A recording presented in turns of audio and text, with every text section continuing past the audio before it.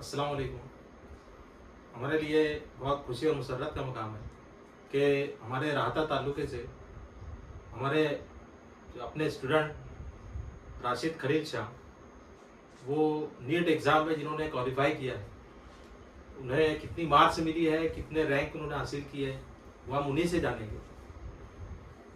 उनका तारुफ भी हम उन्हीं की ज़बानी यहाँ पर जानना चाहेंगे। इस्तकबाल है आपका और आपको बहुत बहुत मुबारकबाद इसके लिए।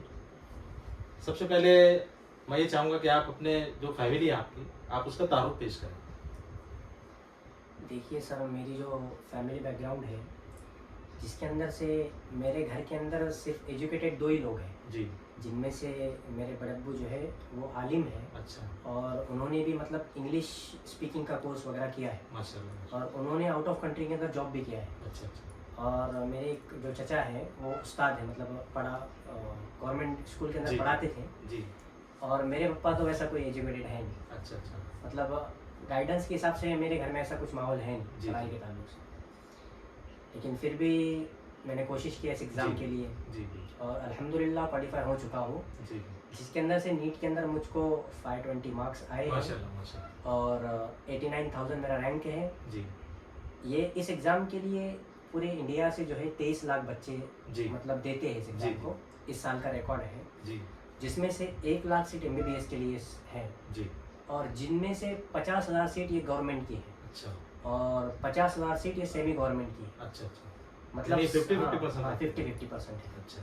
1 लाख मतलब टोटल सीट है, जी जी। जिसके अंदर से क्वालिफिकेशन तो हो चुका है। जी जी। और अल्लाह की ज़ात से उम्मीद है कि इंशाल्लाह इंशाल्लाह गवर्नमेंट इंशाल्लाह सीट हमारी तो अचीव होगी। हमारी दुआएं आप लोगों के साथ रहेगी, जी एक कौम के फर्द होने के नाते भी। जी। और मैं आप लोगों को बताना चाहूँगा कि हमारे शागिर्द भी रह चुके हैं, तो अब बात को आगे बढ़ाते हुए उनके जो तालीमी सिलसिला था उसके मुतालिक भी जानना चाहेंगे। तो हम चाहेंगे कि आप जहाँ से आपने अपना तालीमी सफ़र शुरू किया था, जी यहाँ तक कि आप कौन कौन से स्कूल में पढ़े हैं, जी। तो उस ताल्लुक से भी आप मालूमात दे दें। मैंने जो मेरा पूरा एजुकेशन है वो जेडपी स्कूल से अच्छा किया है। अच्छा। प्राइमरी की जो तालीम है हाँ, आपने जेडपी की, वहाँ से किया है। कौन सी जेडपी स्कूल से? सबसे पहले तो मैंने राहता के अंदर जेडपी जो स्कूल है जी जी। उर्दू स्कूल, वहाँ से पहली से लेकर तो 8वीं तक वहीं पर तालीम हासिल की। माशाल्लाह। उसके बाद फिर 9th और 10th के लिए शिरडी के अंदर आता था मैं, अच्छा। हाई स्कूल के अंदर। अच्छा अच्छा। और फिर 9 और 10th यहाँ से किया। फिर उसके बाद जो है 10th होने के बाद फिर मैं श्री गणेश कॉलेज बोलकर यहाँ पर जी, करीब में जी। है, वहाँ से मैंने 11th और 12th की अच्छा। प्रिपरेशन की। देखिए, ये सबसे बड़ी ये बात है कि हमारे जो तालिब इल्म है, इन्होंने जो प्राइमरी की जो तालीम है वो ज़िला परिषद से हासिल की। ज़िला परिषद की जो उर्दू स्कूल होती है, आमतौर पर माना जाता है कि वहाँ बहुत सारी सहूलत नहीं होती है, बच्चों पर उतना ध्यान नहीं दिया जाता है। लेकिन अगर कोई किसी बच्चे के अंदर काबिलियत है, लगन है, तलब है, तो वो उस रास्ते को अबूर करते हुए भी अपनी मंजिल तक पहुँच सकता है। तो इन्होंने अपनी जो इब्तिदाई तालीम की शुरुआत जो की, वो एक ज़िला परिषद प्राइमरी जो स्कूल थी, उर्दू स्कूल, वहाँ से उन्होंने शुरू की। और उसके बाद ये जानिए कि वहाँ पर हाई स्कूल नहीं है, तो हाई स्कूल की तालीम के लिए उन्होंने वहाँ से सफ़र कर कर वो शिरडी तक आया करते थे रोज़ाना। 9वीं 10वीं की तालीम जो उन्होंने शिरडी उर्दू हाई स्कूल, जहाँ मैं खुद एक अंग्रेज़ी के उस्ताद के तौर पर जो अपनी खिदमत अंजाम दे रहा हूँ, वहाँ पर उन्होंने 9वीं 10वीं की तालीम हासिल की। तो इससे साबित होता है कि स्कूल कोई मैटर नहीं करता है। अगर बच्चे में काबिलियत है, तो चाहे वो ज़िला परिषद का स्कूल हो, कॉन्वेंट स्कूल हो, इंग्लिश मीडियम स्कूल हो, बच्चे बराबर जो वो आगे पढ़ सकते हैं। तो आपके जहन में सबसे पहले ये ख्याल कब आया कि मुझे मेडिकल की तरफ जाना है, या आपको अपनी खुद की काबिलियत की शनाख्त कब हुई? देखिए सर, वैसा जब मैं 8वीं क्लास के अंदर था, अच्छा तो घर वालों से मैं मशवरा किया था। अच्छा। मेरे चाचा ने मुझको बताया कि तुझको मेडिकल फील्ड में जाना अच्छा है। अच्छा। यानी शुरुआत में जो आपके जो चाचा हाँ, थे, चाचा ने वहाँ से- मतलब गाइड हाँ, किया था जी, मुझको जी। कि आपको मेडिकल फील्ड के अंदर जाना है। अच्छा लेकिन ऐसा कोई डिसाइड नहीं किया था कि मुझको डॉक्टर बनना है। अच्छा। सिर्फ इतना पता था कि भाई मेडिकल फील्ड एक चीज़ होती है। अच्छा अच्छा। और फिर मैंने वहाँ से 8वीं से फिर 9वीं 10th के बाद भी फिर मुझको कोई चीज़ पता नहीं थी। अच्छा। हाँ, तो यानी शुरुआत में आप हाँ आपके अंदर एक अपने मकसद को लेकर एक वो तो था कि अपनों को आगे बढ़ना है, हाँ। एक मेडिकल फील्ड में जाना है, हम्म, लेकिन किस तरफ जाना है हाँ एक लाए अमल मतलब नहीं था उस वक्त, हम्म। फिर भी आप जो है तो आगे बढ़े, ये अहम चीज़ होती है। तो जब आपने 12वीं का एग्ज़ाम पास किया, अच्छा। तो उसके बाद नीट के लिए आपने किस तरीके से अटेंड किया? सबसे पहले तो मैंने कॉलेज से जब मैं पढ़ा 12th की एग्ज़ाम अच्छा। दिया। एग्ज़ाम के बाद फिर मेरा कोई प्रिपरेशन नहीं था नीट के एग्ज़ाम के लिए। अच्छा मैं यूँ ही गया और एग्ज़ाम दे दिया।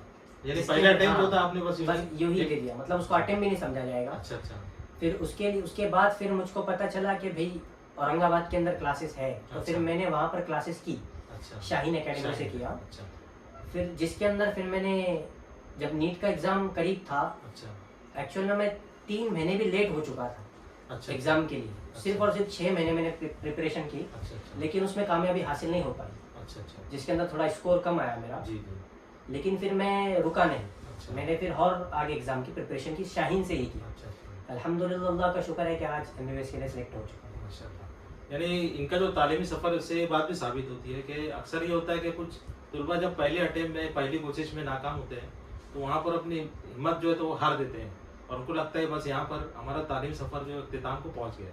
हालांकि ऐसा नहीं है, इन्होंने पहला अटेम्प्ट किया, दूसरा किया और अल्हम्दुलिल्लाह तीसरे अटेम्प्ट में उनको बाकायदा जो है तो कामयाबी मिली।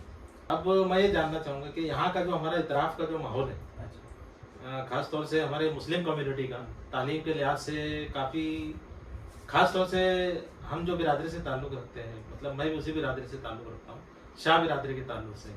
तो जो अदर डिस्ट्रिक्ट्स हैं, जैसे जलगांव डिस्ट्रिक्ट में अगर आप देखें या हमारे नासिक डिस्ट्रिक्ट में मालेगांव वगैरह या मुंबई वगैरह, तो वहाँ पर हमारी बिरादरी के लोग तालीम में बहुत आगे बढ़ चुके हैं। लेकिन हमारे इस इलाके का अलमिया रहा है, एक तो पॉजिटिव चीज़, मुस्बित चीज़ ये रही है कि दीनी मामलात में, दीनी तालीम में बहुत आगे हैं, मदारिस के ज़िम्मेदार हैं, अल्हम्दुलिल्लाह कई आलिम हैं और मुफ्तियान हैं। लेकिन उसके साथ साथ असली तालीम का अगर मामला आता है तो वहाँ पर लड़कियाँ तो पीछे रह जाती हैं। 10वीं 12वीं के बाद अक्सर पेरेंट्स जो तो लड़कियों को स्कूल से उठा के और उनकी शादी ब्याह कर देते हैं। वही मामला लड़कों के साथ भी है, पहले से जहन बन जाता है। जो मेरा तजुर्बा मैं आपको बता रहा हूँ कि बच्चों का जहन रहता है कि बस 10वीं 12वीं करना है, उसके बाद कारोबार में लगना है, क्योंकि फ्रूट वगैरह के ताल्लुक से जो है तो कारोबार से जुड़े हुए हैं लोग। तो खास तौर पे आप अपनी बिरादरी के लिए क्या पैगाम देना चाहेंगे?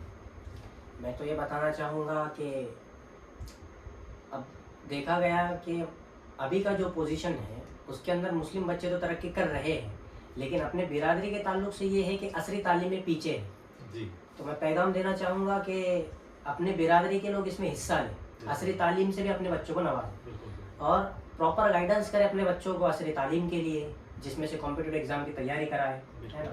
कि यहाँ पर बहुत सारा मैदान खुला है दीन के ताल्लुक से, जो है ये हमारी बिरादरी ने तो इसको कवर कर लिया है, अच्छी अच्छी बड़ी बड़ी पोस्ट पर है, लेकिन असली तालीम के हिसाब से नहीं कर पाते।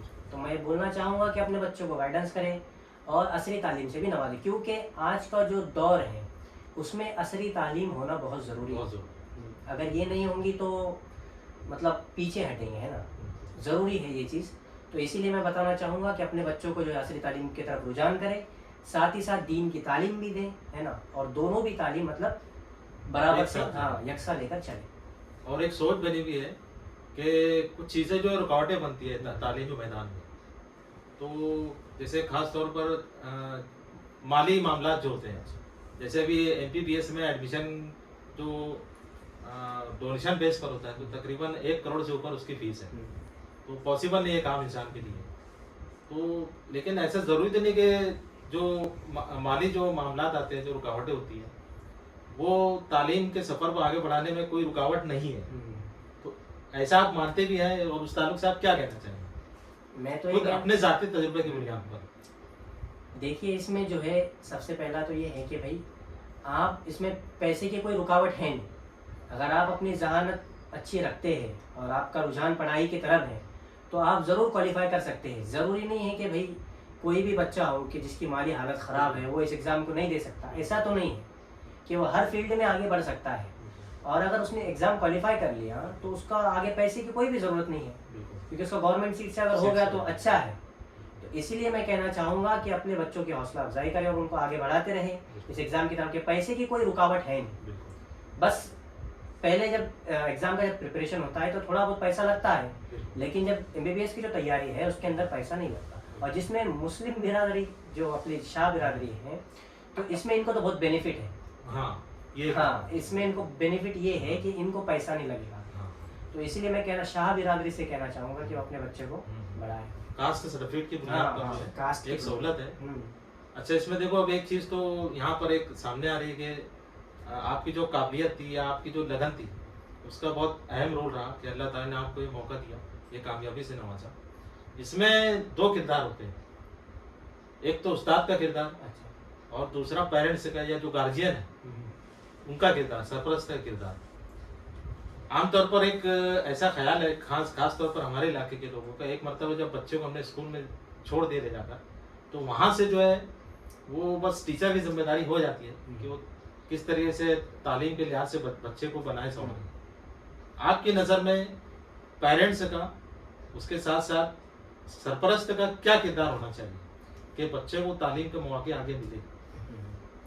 तो इसमें तो ये है कि उस्ताद का जो काम है, मतलब जो बच्चों को जब खास तौर से मैं कहना चाहूँगा उर्दू मीडियम के जो टीचर्स हैं, हाँ, उनके ताल्लुक से आपके तजुर्बे की बुनियाद पर। इसमें उस्ताद का रोल ये है कि उस्ताद सिर्फ और सिर्फ 25% अपने बच्चों को सिखाएगा, अच्छा और बाकी का जो तालीम का जो 75% जो बचा रहता है, अच्छा उसके अंदर वो खुद ज़ाती मेहनत है, अच्छा और उसके बाद उसमें माँ बाप का भी थोड़ा बहुत मतलब रोल है।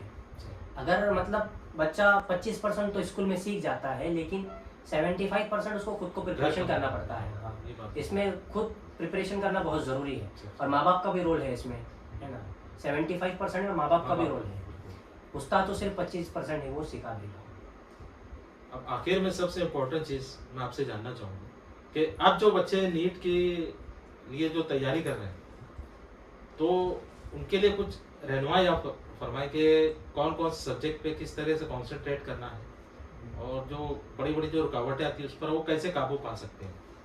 मुझसे जो गलती हुई थी मैं तो वही बताना चाहूँगा कि जिसमें मेरा जो वीक टॉपिक था, इसका जो बेस है, सबसे पहले तो इसका बेस बताता हूँ कि अच्छा। इसका बेस जो है वो 9 और 10th है। अच्छा 9 और 10th के अंदर अगर हम इंग्लिश और मैथमेटिक्स और अच्छा। साइंस, अच्छा ये तीनों सब्जेक्ट में हमको अच्छे से स्कोर करना है। 9th और 10 ये 9 और उसी में? 10th, हाँ। अच्छा अच्छा ये प्रिपरेशन की जगह है, अच्छा। यहाँ से बच्चे की स्टार्ट होती है। अच्छा जब मतलब मेडिकल फील्ड के लिए यहाँ से इसकी जो फर्स्ट जिसको स्टेज बोलेंगे वो अच्छा। स्टार्ट होती है। अच्छा तो इसमें सबसे पहला ये है कि आगे चल कर के देखा जाता है कि बच्चे जो है वो मैथ्स और इंग्लिश की वजह से मतलब अच्छा, पीछे रहते पीछे हैं, हैं। खास तौर से खास उर्दू उर्दू मीडियम के। तो इसीलिए मैं बताना चाहूँगा कि अभी से जो है इसी की तैयारी में लग जाए, जिसमें से इंग्लिश सब्जेक्ट है, अच्छा अपने प्रोनाउंसिएशन को क्लियर करें। अच्छा उसके बाद जो है मैथमेटिक्स सब्जेक्ट है, जिसके अच्छा। अंदर से अपनी चीज़ों को क्लियर करें। अच्छा ये सब चीज़ें हैं, मतलब बेसिक तो यही से स्टार्ट होता है। अच्छा। अगर यहाँ से क्लियर कर लेंगे तो इंशाल्लाह आगे कोई तकलीफ यानी नहीं बेस अगर मजबूत हो जाए तो आगे कोई तकलीफ नहीं होगी। बहुत अच्छा लगा आपसे बात कर कर, और हम उम्मीद करते हैं कि आपका किसी अच्छे से कॉलेज में जो है एडमिशन हो, और कोर्स पूरा होने के बाद भी अल्लाह ताला आपको कौम के, समाज की और हमारे मुल्क की खिदमत करने का मौका इनायत फरमाए। ये हम तहे दिल से जो तो दुआ करते हैं, और उम्मीद करते हैं कि आने वाले वक्त में भी अगर हमें किसी तरह की रहनुमाई की ज़रूरत पड़े, यानी जब आपका MBBS में एडमिशन हो जाता है उसके बाद भी, तो हमारे तलबा को रहनुमाई की अगर ज़रूरत पड़ती है तो हम इंशाल्लाह आपको याद करेंगे। बहुत बहुत शुक्रिया।